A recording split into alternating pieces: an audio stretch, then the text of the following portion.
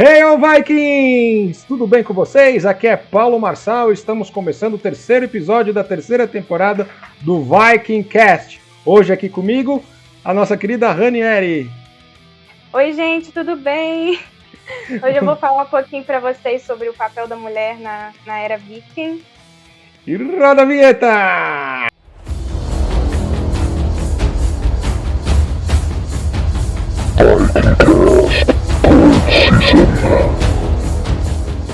Voltamos! Hoje eu tô aqui com a Ranieri, a gente dispensa a apresentação. Quem gosta da cultura nórdica, principalmente aqui no Brasil, já deve ter visto alguma coisa que ela posta. Tem milhares de pessoas que se seguem. Ela, além de tudo, ela estuda muito a questão dos nórdicos, né? E hoje, no nosso episódio, ela vai falar sobre o papel da mulher na era viking. Então, Ranieri, como que a gente pode começar a explicar? Por exemplo, qual a importância, por exemplo, dos achados arqueológicos e das sagas para a concepção que a gente tem hoje da mulher na era viking? Então, existem a fonte histórica, né, a referência histórica do que se pensa ser a mulher na era viking, principalmente baseando assim, em achados arqueológicos, na indumentária que as mulheres usavam. A questão da literatura é um debate, né? Essa questão de será que dá para levar a literatura como um reflexo da sociedade nórdica? Existem autores que vão debater isso, mas de qualquer forma a gente tem tanto na mitologia nórdica como nas sagas, né? Quem conhece, quem estuda, inúmeras mulheres que desempenham inúmeros papéis na sociedade, né? Mulheres fortes, mulheres que fazem muitas coisas diferentes, né? Mas quando a gente vai pesquisar assim, o papel da mulher, artigos eles tendem a dizer assim na sociedade viking que elas tinham um comportamento mais na esfera doméstica, uma função social mais na esfera doméstica, assim como, né, muitas sociedades antigamente as mulheres tendiam a ter papéis domésticos, de cuidar da casa, dos filhos, da alimentação. Então, assim, e na questão dos nórdicos, as mulheres elas eram muito artesãs, tecelãs, porque o clima era muito frio, né? Então a gente precisava, né? A sociedade nórdica, as pessoas nórdicas precisavam de roupas vestes muito quentes. Então as mulheres tinham todo esse papel de tecelã, que depois eu vou falar, inclusive, que é uma coisa que aparece na mitologia nórdica, que são as nornas, né? Que elas tinham esse papel de tecer o destino dos homens. Então, em tempos antigos, as mulheres, elas, de maneira geral, tinham limitações em relação ao homem, né? O homem, ele podia exercer mais papéis na sociedade do que as mulheres, principalmente na esfera política. O que a gente observa na sociedade nórdica, as mulheres eram limitadas, né, nessa questão da política. Em várias outras sociedades, né? O direito do voto da mulher, enfim, vários direitos das mulheres em relação à política são conquistas muito recentes. Inclusive conquistas até que países nórdicos foram pioneiros, né? Por exemplo, do voto. Depois eu vou falar um pouquinho para vocês. Mas as mulheres nessa esfera doméstica, além de ser tecelãs, de cuidar da casa, elas também cuidavam dos doentes, de feridos. Elas tinham esse papel de curandeiras, parteiras, atividades que também algumas deusas representam, por exemplo, a Eir, que é a deusa da cura. E nesse sentido, existem vários achados arqueológicos de mulheres com chaves das casas. Assim, uma grande variedade. Quem estuda recreação já deve ter parado para ver né, que as mulheres usavam aqueles broches. E aí, às vezes, vinha essa chave de pendurada na corrente do broche. Era muito comum esse achado. Isso indica que, provavelmente, as mulheres elas tinham poder sobre a propriedade. Poderiam acessar a propriedade, podiam administrar a fazenda, supervisionar a fazenda, até as finanças da família, exercer autoridade sobre os servos, principalmente na ausência do homem. Então, as mulheres eram chefes das casas e das propriedades na ausência do homem. Então, tem essa visão, né, que é apontada por vários artigos, historiadores, essa visão da mulher mais na esfera doméstica, mas as sagas vão falar que as mulheres vão desempenhar inúmeros papéis diferentes. E uma coisa que diferencia a sociedade nórdica de muitas outras sociedades daquela época é que existiam leis que protegiam as mulheres. principalmente em caso de estupro. Até um vídeo que a professora Luciana postou recentemente, do Neve, Luciana Campos, que ela fala sobre essa questão que os nórdicos estão associados os vikings estupradores, não sei o quê. E é interessante que ela fala uma coisa que até eu não sabia. Eu sabia que a lei protegia as mulheres de estupro, né? Mas ela fala que essa visão do nórdico estuprador é uma coisa que, na verdade, nem existia em nenhuma fonte medieval. Nem escrita pelos cristãos. Os cristãos falavam um monte dos nórdicos, né? Que no demônios, que não sei o quê, que saqueavam, mas a questão do estupro não existe. A professora fala, não tem em nenhuma fonte medieval. Foi uma coisa que foi inventada por poetas e pintores românticos no século XIX. É uma coisa completamente oitocentista.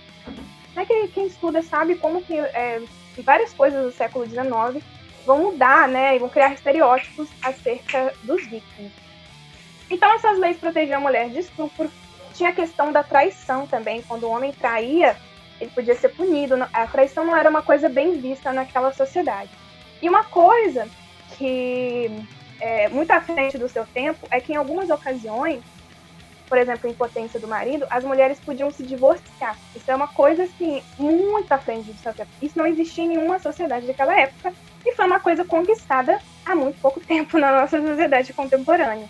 Então, eles terem essa opção do divórcio, mesmo que assim, não era qualquer uma que poderia, eu quero divorciar, tinha que ter um motivo. Mas é uma coisa muito, muito à frente do seu tempo. E outra coisa que as mulheres tinham direito era de herdar terras, ter bens, e principalmente mulheres viúvas. Mulheres viúvas podiam ser grandes proprietárias de terra. E tem uma saga, tem uma personagem feminina que chama Aldor, que é a saga do Vale dos Salmões, tem um outro nome, depois eu mostro pra vocês, é um nome difícil, mas a tradução é a saga Vale dos Salmões. Essa Aldor, ela é chamada de a Sábia, e ela era uma mulher que era casada com um homem muito poderoso, muito rico ali na época, de muitas terras, e esse homem morre, e aí ela herda toda essa riqueza desse homem.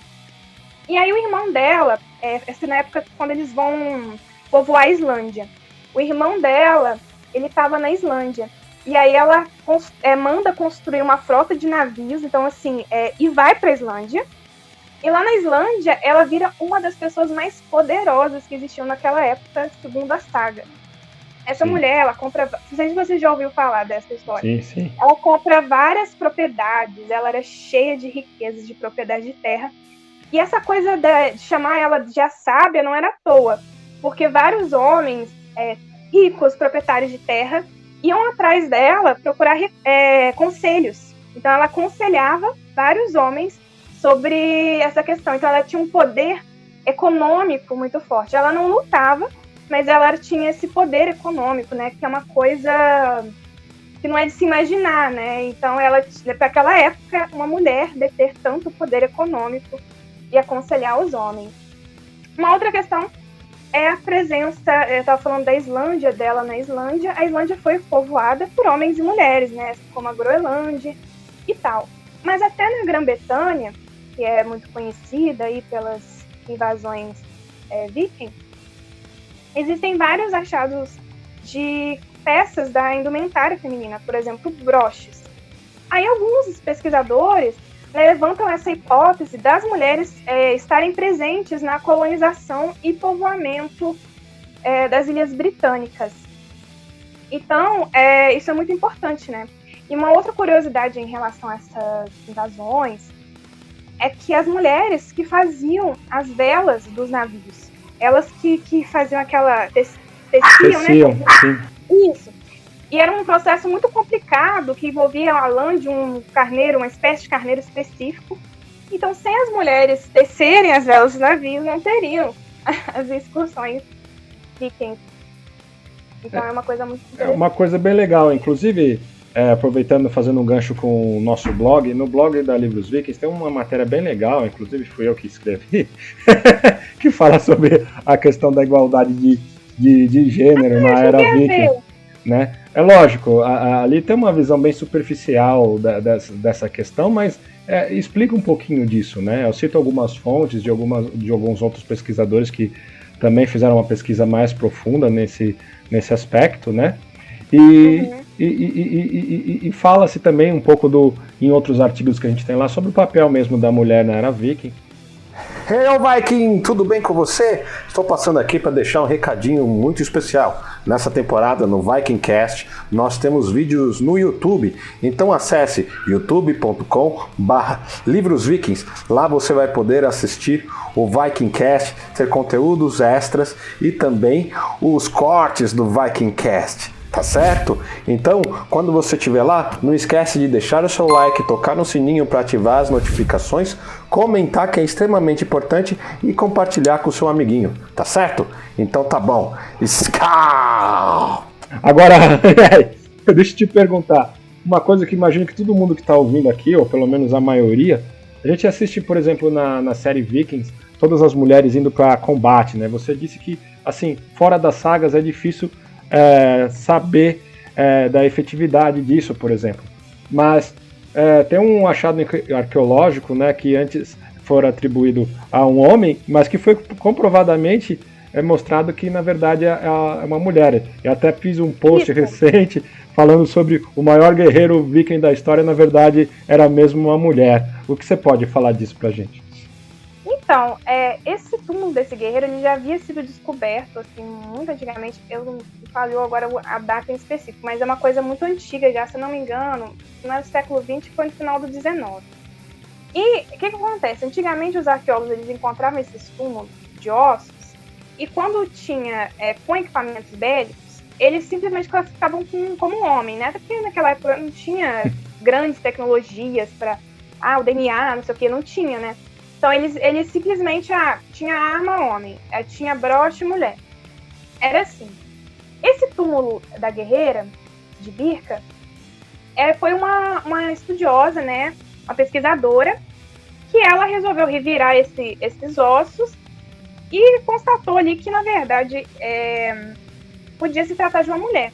Aí ela foi e falou, né, para os colegas historiadores, pesquisadores, arqueólogos, que ela acreditava que aquele túmulo era de uma mulher. Aí eles zombaram dela, falaram, deve ser ossos revirados. Aí uma outra pesquisadora da Universidade de Uppsala fez uma análise de DNA mesmo daqueles ossos e constatou que aqueles ossos eram de uma mulher. E o que chamou muita atenção é que era um túmulo repleto de armas, de espada, várias coisas, cavalo e até um jogo de tabuleiro que ficou muito famoso, né, que estava em cima do peito dela, né, mostrando que ela poderia ser uma estrategista de batalha. E assim, foi um grande túmulo com muitas coisas, né, de provavelmente ser uma pessoa de prestígio.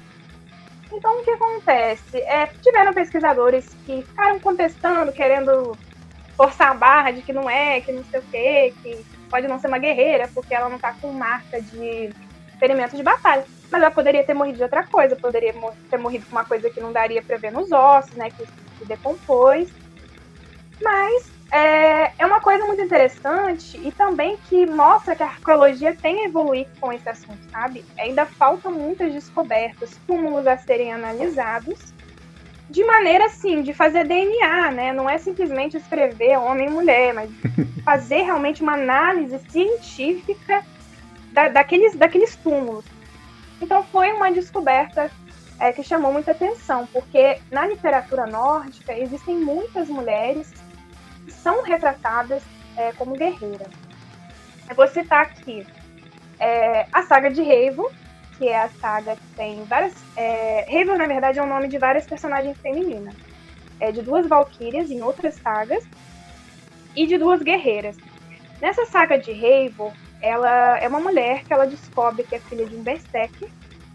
E na hora que ela descobre que ela é filha de um berserker, ela resolve buscar essa como é que fala? Essa origem dela, berserker, e atrás do pai dela, que tem uma espada mágica, ela quer chamar o pai dela para reivindicar a herança dela com essa espada, e tem um monte de coisa que ela faz, um monte de aventuras procurando essa espada, e aventuras assim que ela se mostra como muito corajosa.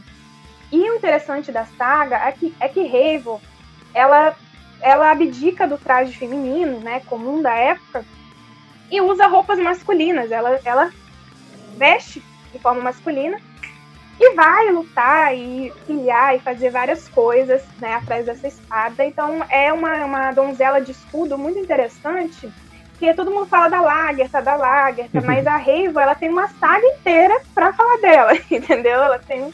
Isso é muito interessante, inclusive a saga leva o nome dela. Aí tem o filho dela, que tem toda uma questão também. Mas, assim, essa Reiva, em determinado momento da história, ela resolve desistir da vida de guerreira e vira uma simples camponesa, volta para a esfera doméstica, quer se casar e ter uma vida ali. E a neta dela, que também se chama Reiva, também resolve virar uma guerreira, e tem até uma pintura muito famosa que é da morte da Reiva, porque a neta dessa outra Reiva, ela morre numa batalha contra os Hunos. Então é muito interessante, tem uma pintura linda que você pode colocar depois para o pessoal ver, que fala dessa mulher guerreira, né? Que era uma coisa muito, muito bacana, assim. E falando da Lagertha, a Lagertha, ela aparece, né, num livro, de manuscrito, escrito entre o século VII, que chama Feitos Dinamarqueses, Feitos Daneses, que é de um historiador chamado Saxo Grammaticus. E aí, o que acontece? Tem um caudilho tribal dos Tuões que ele invade a Noruega, ele mata um conde e ele faz com que todas as pessoas da família do conde virem, as mulheres, né, fazem parte de um bordel. E aí tem a história do Ragnar, que aí o Ragnar, ele fica muito revoltado por matar aquele conde que era parente dele e vai querer confrontar esse cara, o Fro. E aí, então, essas mulheres foram humilhadas por esse cara, elas se juntam ao Ragnar e a Lagertha vira a líder das guerreiras, né? Aí tem eu vou até falar para vocês aqui uma citação do Saxo sobre a Lagertha. Ele fala: Lagertha, uma poderosa amazona, que mesmo sendo uma donzela, compartilhava da coragem dos homens e lutava entre os mais bravos guerreiros, com cabelo solto acima do ombro. Todos se maravilharam com seus feitos incomparáveis. Uma guerreira muito conhecida, virou protagonista aí da série Vikings. E temos as Valquírias, que talvez as personagens femininas, né, as divindades femininas mais famosas da mitologia nórdica, né? As Valquírias, elas escolhiam o destino dos homens, né? Escolhiam quem ia morrer em batalha. E as Valquírias, elas tinham um papel, que eu falo, duplo, né, na história, assim. Elas tem vários achados arqueológicos que aparecem elas, inclusive da minha camisa, que é baseada em um achado arqueológico. Sim, sim. Que é elas servindo a bebida, né, com o corno na mão, com o chifre na mão.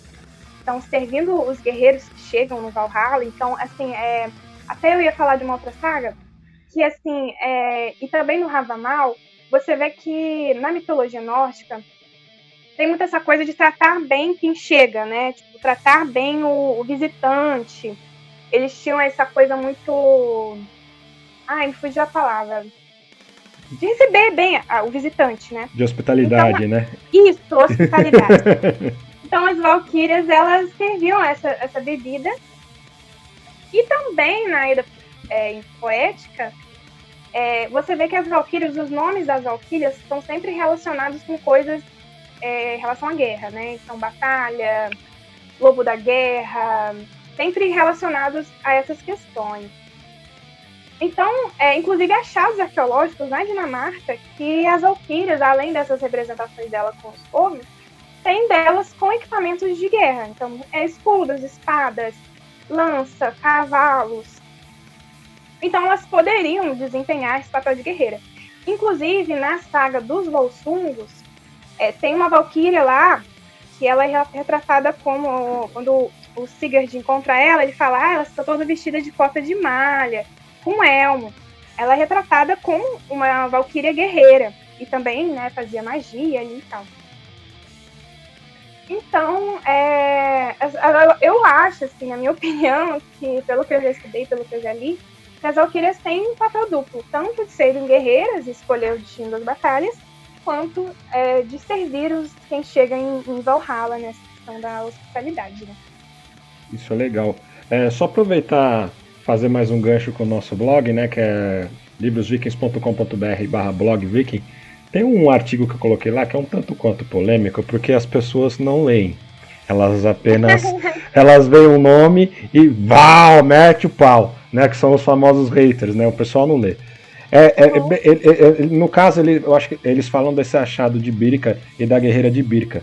E explica que, na verdade, ela poderia ser uma transgênero. Não confundir transgênero com transexual. É diferente. Sim. E é parecido com a história que a Ranieri acabou de contar de Hervor, né? Que é justamente, ela se identifica como mulher, ela vai partir, vai começar uma saga de batalhas, então ela se transveste, né? Ela se veste de homem e luta como homem, faz tudo como homem, e depois ela volta à vida dela de mulher, então ela volta a se vestir de mulher, tem o filho, leva uma vida tranquila. Dizem que é isso que está dizendo nesse artigo, só que as pessoas pegam a palavra transgênero e aí mistura tudo. E aí pensa que, por que não pode ser uma mulher? Ninguém disse que não era uma mulher, né? Continuava sendo uma mulher, era só uma mulher que estava se vestindo de homem. Entendi. Né? E gera um conflito.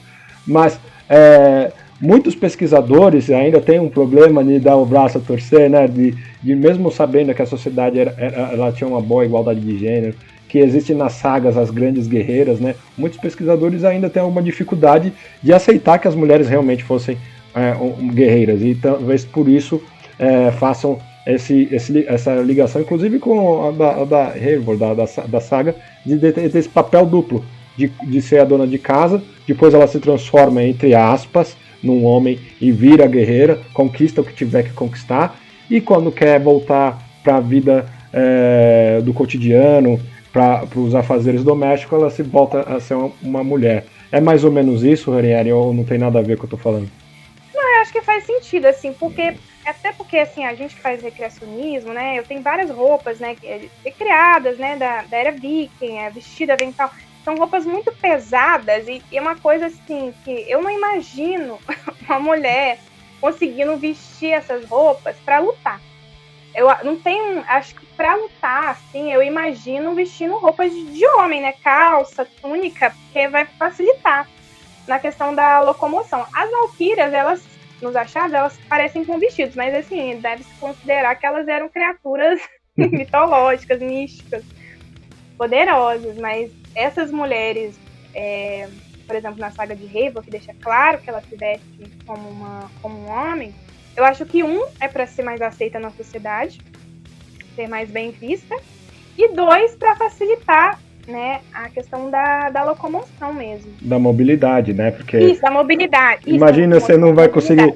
Lógico, não vamos dizer que os vikings davam chute, mas imagina fazer isso com vestido, talvez com a cintura apertada, alguma coisa assim, é complicado. Isso, complicado. Então, só de você ter essa mobilidade, né? Inclusive, alguns dos retratos que se fazem dessa dessa guerreira de Birka, né? Eles usam vestimentas masculinas, né? Tem algumas ilustrações bem interessantes dela nesse aspecto. Recentemente, inclusive tem no nosso blog também, eles fizeram a reconstrução facial, né? Por meio de computador, não foi? Da guerreira de Birka. Eu acho que muito também inspirado num programa, num documentário que tinha de uma das pesquisadoras que estava levantando essa questão. Interessante, a tecnologia vai cada vez evoluindo mais. Eu vi até reconstrução do rosto da Cleópatra. Eu não sei como é que funciona, assim, não sei te falar, não sou dessa área. Mas eu acho muito interessante. Então, como a gente estava falando das valquírias e de outras guerreiras, a mitologia nórdica é recheada de mulheres poderosas, de deusas muito importantes, que não são apenas figurantes, né, que não aparecem só ali de qualquer jeito na história. Elas fazem diferença na história e mudam a história. Então, a gente tem as Nor, que, na minha opinião, as Nornas, elas fazem o papel mais importante de toda a mitologia nórdica. Elas simplesmente tecem o destino das pessoas. E até dos deuses também.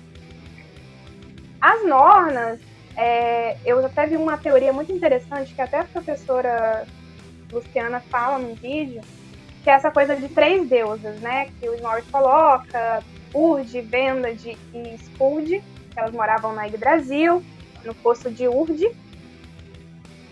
E ela é retratada como 3, que é uma coisa muito parecida com as moiras da mitologia grega. Não sei se você já leu mitologia grega, né? As parcas também são 3 mulheres que têm esse papel do destino. E a Hilda, não sei se você já procurou, assim, ela é uma pesquisadora muito importante no campo aí da questão nórdica, ela faz vários estudos. Uhum. E ela faz essa análise de que essa relação das mulheres com o destino é uma coisa muito antiga que aparece em várias crenças europeias, parece uma coisa muito arcaica. Talvez quando o Snorri ele foi criar essa coisa das Nornas, ele colocou apenas 3, mas assim, talvez as Nornas sejam mais de 3. Tem até uma teoria de que cada pessoa tem uma Norna que tece o seu destino. O próprio destino, sim. De qualquer forma, né, são retratadas dessa maneira na Edda do Snorri. E as Nornas, durante toda a Edda, você vê até os deuses indo lá, Odin querendo saber, eu vou morrer no Ragnarok. Toda essa questão, assim, até em sagas elas aparecem também alguns heróis, que elas até testam um fio de ouro para alguns heróis. Então, assim, elas decidem quem vai ter a fama, quem vai ter a riqueza, quem vai ter um destino ruim. Então, assim, é um dos principais papéis da mitologia, se você parar para pensar, são de 3 mulheres, né? São dessas mulheres. E temos outras deusas. Tem a Frigg, que ela é a esposa de Odin, é uma das principais deusas, e ela é conhecida por ser uma grande mãe, e também muito cultuada na Era Viking. A Frigg, ela perde o Balder, né? Tem toda aquela história, né? Tem no outro podcast. Pode falar mais sobre essa história, sim. Mas ela fica muito chateada, ela quer buscar o Balder lá em Hel e tal. E a Frigg, né, como sendo uma grande mãe, ela era muito chamada assim, pelas mulheres na Era Viking para auxiliar na questão do parto, na questão de filhos. E uma coisa interessante é que as mulheres escandinavas elas utilizavam uma planta chamada grama de Frigg, erva coalheira, que ajudava as mulheres a terem os filhos, né? A parir mesmo. Então, além desse papel de grande mãe, Frigg também tem muita sabedoria. Falam até que ela, no Locassena, fala que ela é conhecedora dos destinos de todos os homens. Então, tem muito essa relação das mulheres com o destino dos homens. E Frigg, muita gente não sabe, mas ela sempre aconselha Odin. Odin sempre vai pedir conselhos para Frigg, inclusive em questões de guerra, de batalha, ele vai pedir esse conselho para ela. E tem uma ideia que até Tácito também fala, né, sobre os povos germânicos, é que as mulheres seriam representadas muitas vezes como portadoras de uma grande sabedoria. Você vê muitas entidades relacionadas com isso. Por exemplo, as volvas. As volvas, elas eram entidades muito misteriosas e também muito importantes naquela sociedade. O poema da Edda Poética, né, a profecia da volva, que conta o início e o fim do mundo, que eu já contei no outro podcast que a gente gravou. Sim. Vocês podem assistir. E as volvas, elas tinham um papel também de fazer uma coisa com a magia nórdica. Elas tinham poder sobre a magia nórdica, conseguiam. Até em algumas sagas, até meio que confunde volva com feiticeira. Mas, de forma geral, elas tinham esse poder sobre a magia e poder de previsão. Elas conseguiam ver o futuro. Então, tem na saga do Érik o Vermelho, tem uma história muito interessante que eu vou contar para vocês, que é uma parte da saga. A saga de Érik o Vermelho é aquela saga quando eles chegam na Groenlândia, a questão de quando chegam no Canadá. Uhum. Inclusive tem nos últimos posts lá no blog que falam sobre o descobrimento da América, falam da saga dos islandeses e fala também da saga do Érik o Vermelho, né? E é bem interessante de ouvir e corrobora com isso que a Ranieri está falando pra gente. Quando ela tá falando, eu geralmente fico quietinho para deixar ela desenrolar bem a história, contar direitinho para vocês. Pode seguir. Então, essa saga é uma saga muito interessante que mostra a chegada no Canadá que foi comprovado, né, arqueologicamente, de que os vikings realmente chegaram no Canadá antes de Cristóvão Colombo. E nessa saga, além disso, tem uma parte que, na verdade, assim, os vikings, eles ficaram, né, se assentaram na Groenlândia durante um tempo, só que eles tiveram que ir embora, por questões climáticas.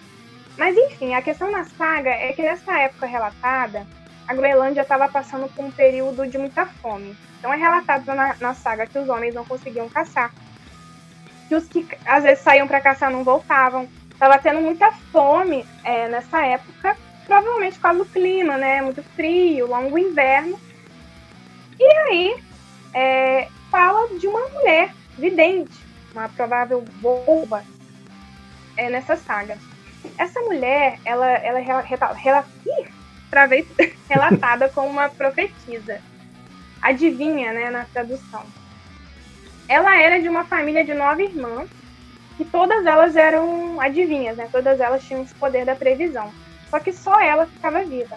Essa mulher, ela costumava frequentar festas. Os homens chamavam ela, né, para esses encontros, para querer saber do futuro deles, curiosidade sobre a nova estação, de como que eles iam dar, como que eles seriam, né? E iam perguntar para essa mulher. E aí tinha um fazendeiro muito rico ali na região, o fazendeiro mais rico daquela região. Ele chama essa vidente e faz uma boa recepção para ela. E aí, como a gente estava falando essa questão de ter essa boa receptividade dos nórdicos, né? Mas em específico da vidente, você vê que tem uma coisa diferenciada.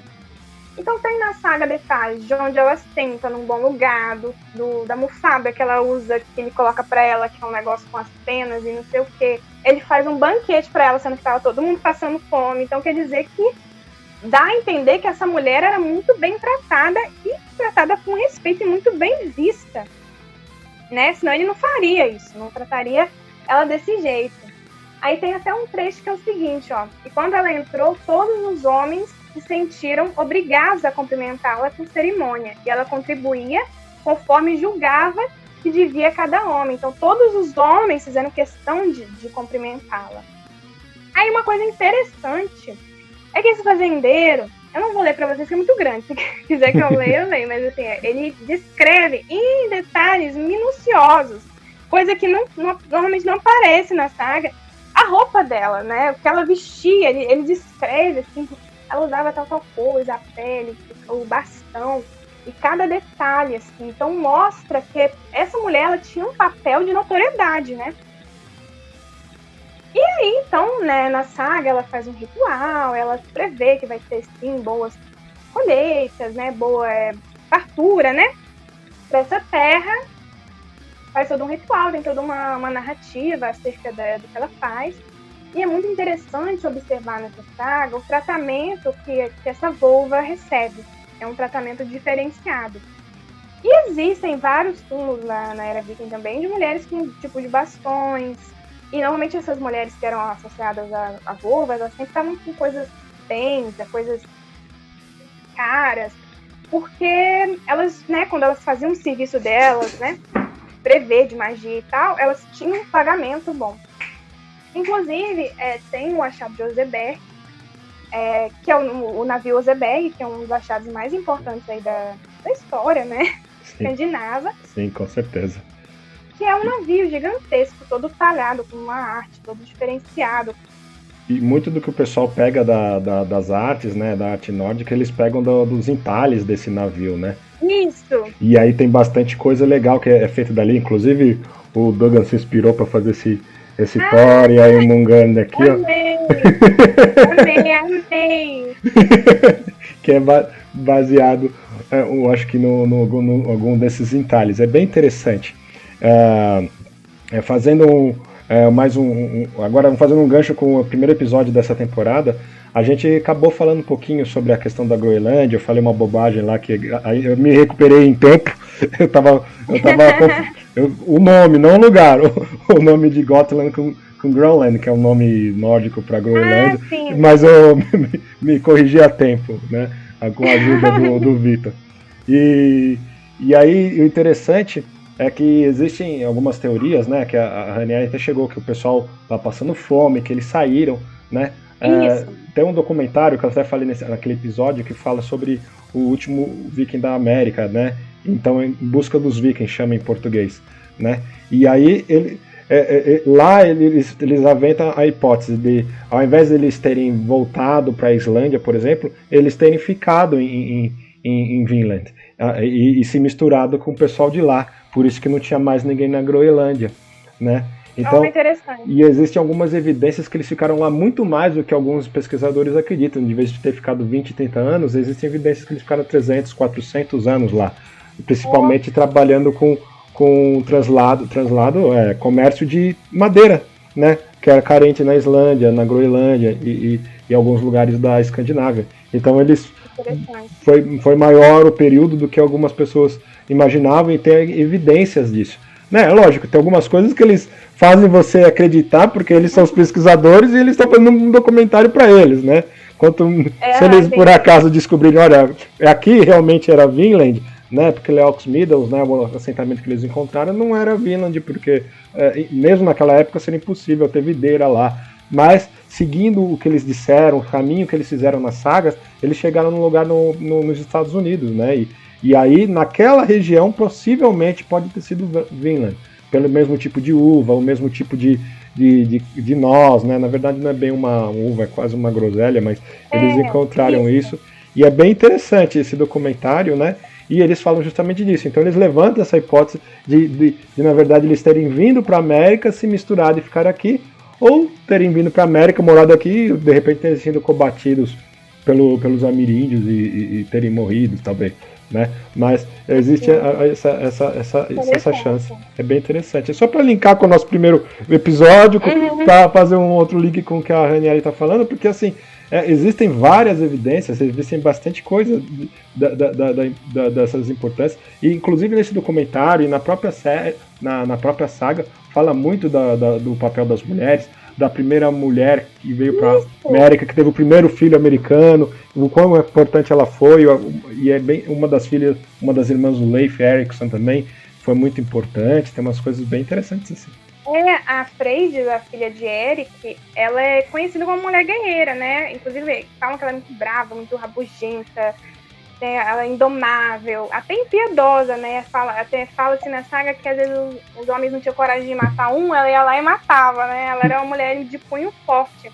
Então, eu amo essa saga, assim, quem não tem, compre ou procure na internet, porque é muito, muito interessante. Eu amo, uma das minhas favoritas, se não a minha favorita. Eu gosto muito dos Volsungus também, mas a de Eric é muito, muito legal.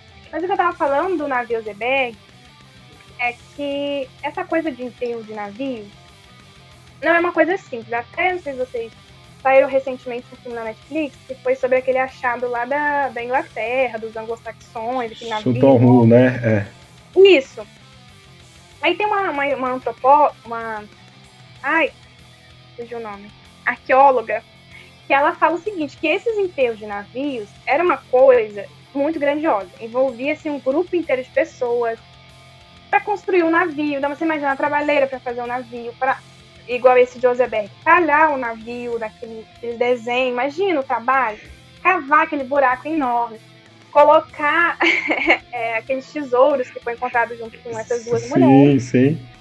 Então não teria-se esse trabalho extremamente grande e complicado para enterrar qualquer pessoa, né? Então provavelmente essas duas mulheres que estavam no navio Oseberg eram mulheres de extrema importância.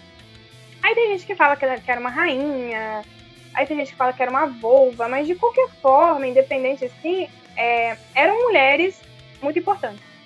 Porque não é uma coisa fácil construir um navio enorme, talhar e fazer um buraco e enterrar a pessoa. Era para pessoas de prestígio que tinha nessa época. E verdade. Inclusive, recentemente eles encontraram um outro navio viking que estava enterrado dentro de um outro.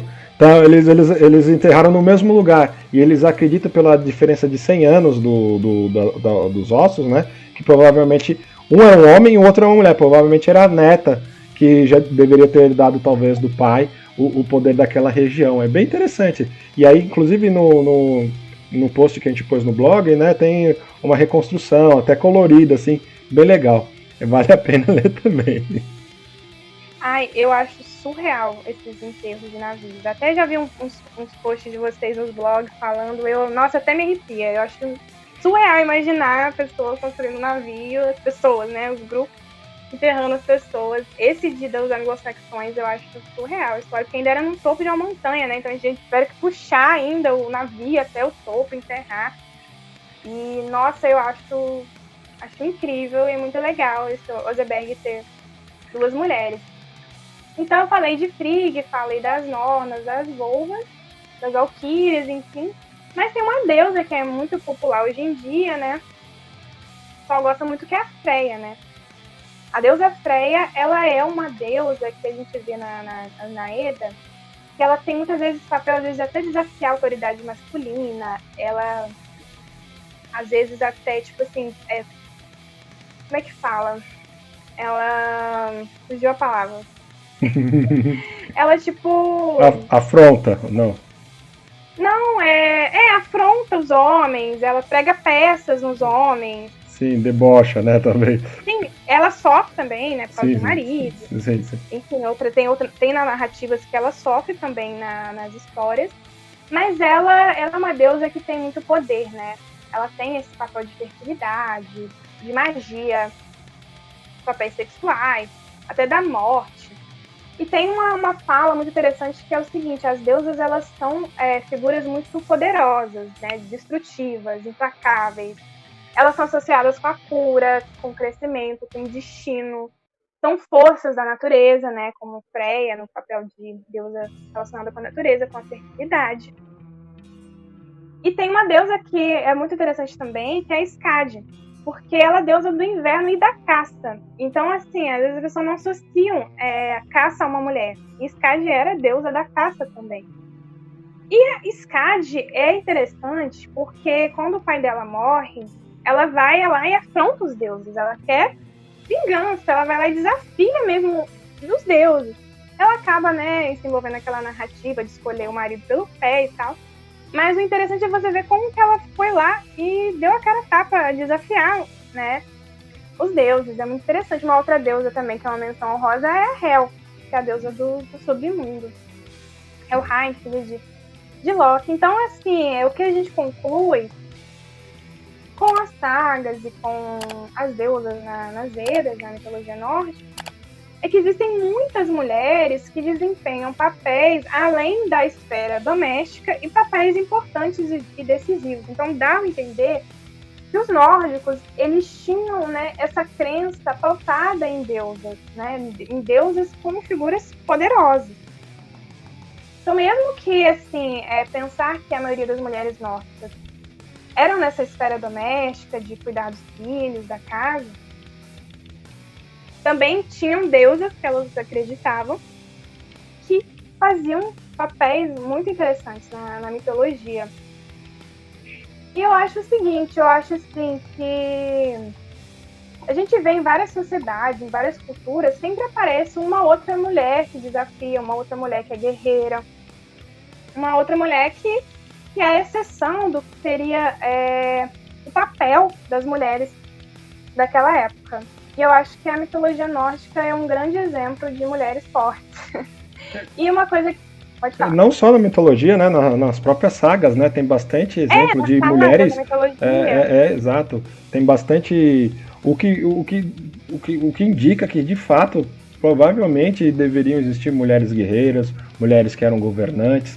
Aquela questão da igualdade de gênero também pode ser não, dizem que foi o alicerce da sociedade moderna da Escandinávia, porque desde aquela época eles cultivam isso, lógico, com diferentes graus, né, se a gente comparado com o pessoal com as outras civilizações, com os outros povos daquela época, principalmente, né, talvez não dê para comparar com o que é hoje, né, principalmente naquela região, né? Infelizmente aqui para onde a gente está nem tanto, mas para lá ainda tem muito mais igualdade. É muito rico isso. Eu trouxe aqui alguns dados para vocês. Que é o seguinte: a Islândia, ela foi o primeiro país a eleger uma mulher presidente em 1980. Até entanto, Nenhuma mulher tinha sido elegida. E uma professora de francês e diretora artística entrou para a vida política como a primeira mulher eleita. Então, é uma coisa muito interessante. A Finlândia é o primeiro país a ter parlamentares mulheres. É muito interessante.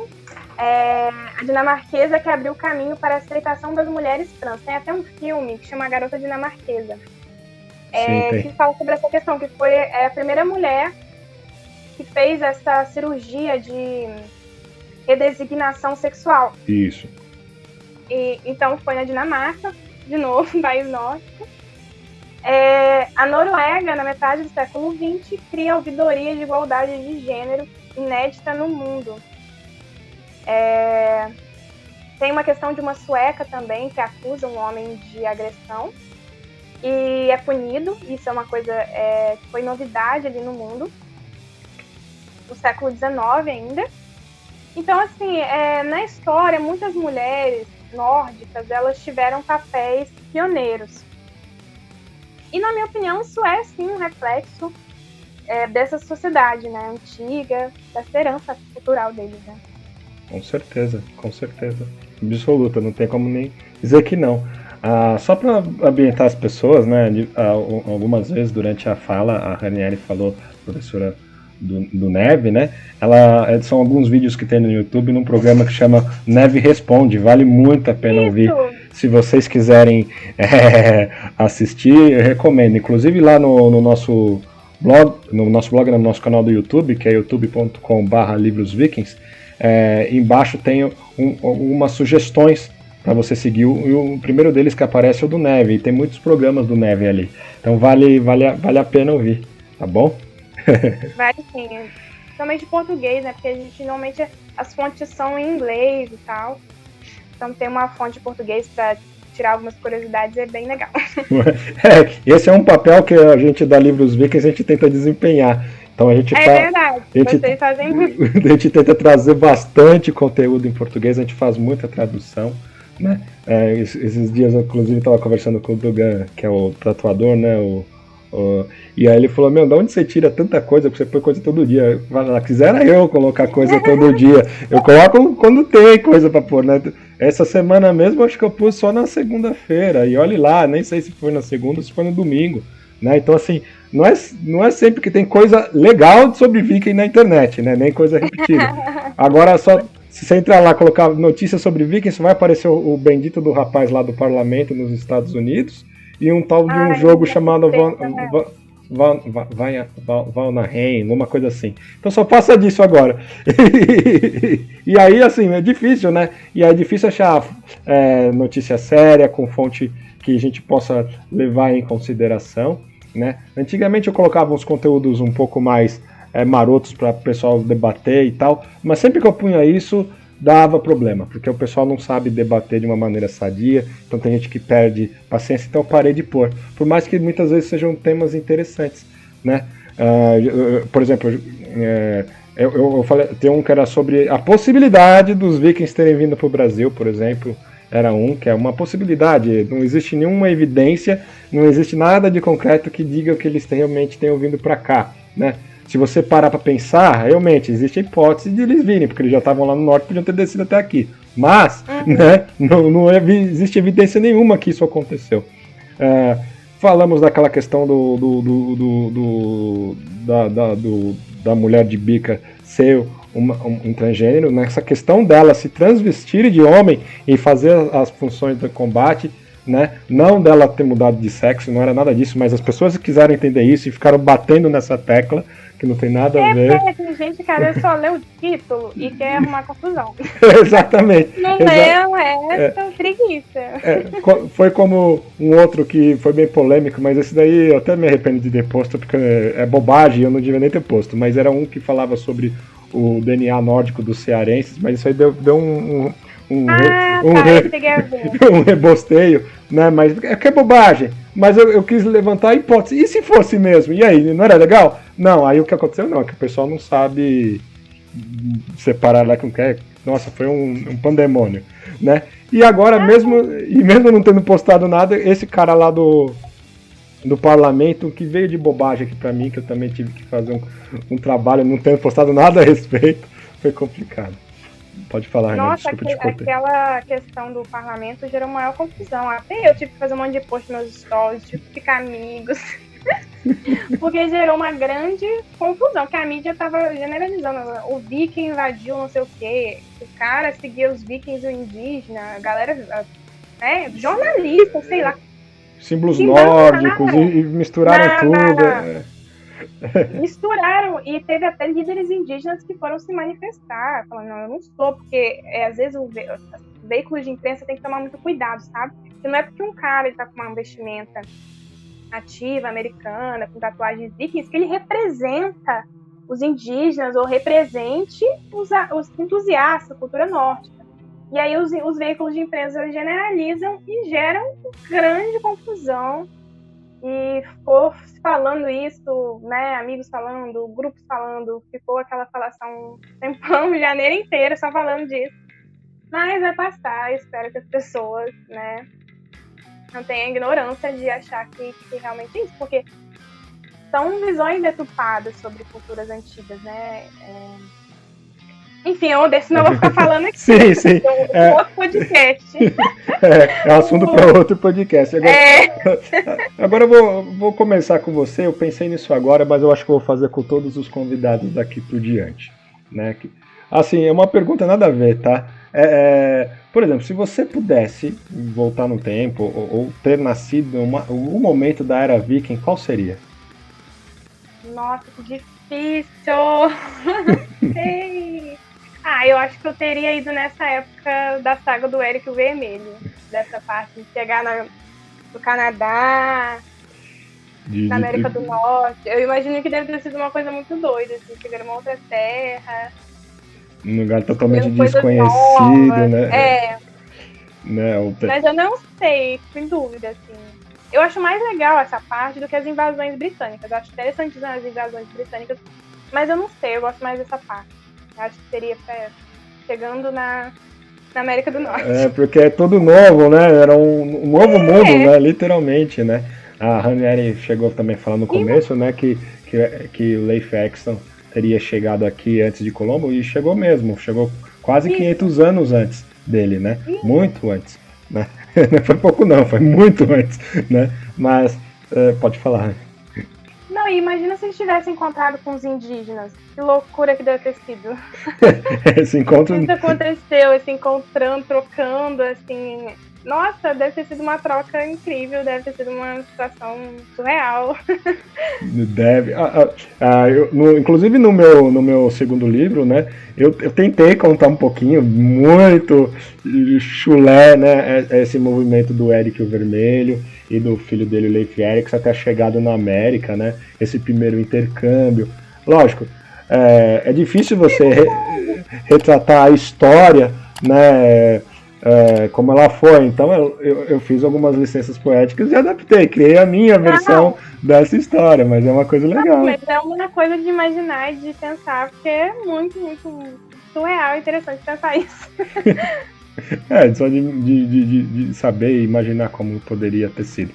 Ranieri, a gente está chegando a quase 1 hora de podcast, né? E não parece que a gente está conversando só faz uns 20 minutinhos. Tem algum assunto que eu não falei que você acha importante falar, que vale a pena a gente conversar? Acho que eu falei tudo. Falei tudo. Espero ter falado. Falou da parte arqueológica, né? A gente falou dos achados, falamos um pouco das sagas, da mitologia. Isso, e sobre a Guerreira de Birka, você tem alguma outra informação, alguma coisa que você quer adicionar sobre o navio de Osberg, ou tá bom assim? Pra mim foi muito legal, a gente conversou bastante sobre assuntos bem legais. Foi um resumo interessante. Então tá bom. Então eu quero te agradecer pela conversa, por ter topado mais uma vez participar do VikingCast conosco. Muito obrigada, eu que agradeço. Espero pelo carinho.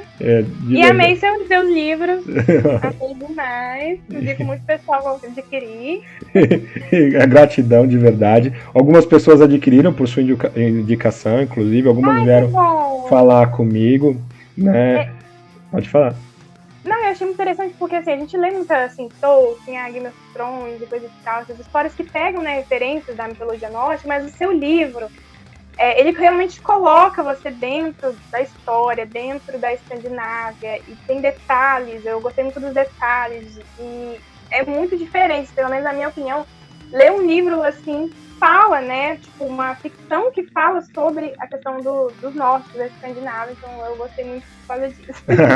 Que bom, eu fico feliz de verdade, vindo de você, esse elogio ainda ganha mais proporção, porque você é uma pessoa que estuda, lê muito, né, e isso me deixa verdadeiramente lisonjeado.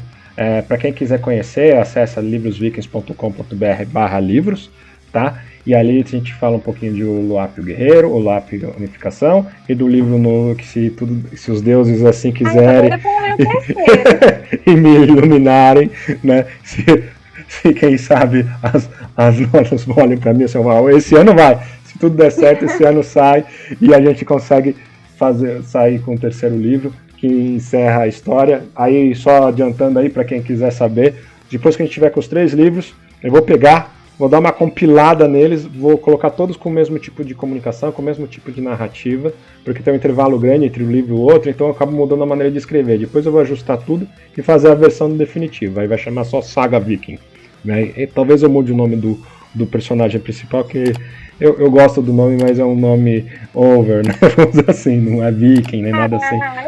Mas é bem legal. A gente vai trabalhar. Tô doida pro terceiro. Gratidão. E muito obrigado, aproveitar agora, agradecer pelas fotos.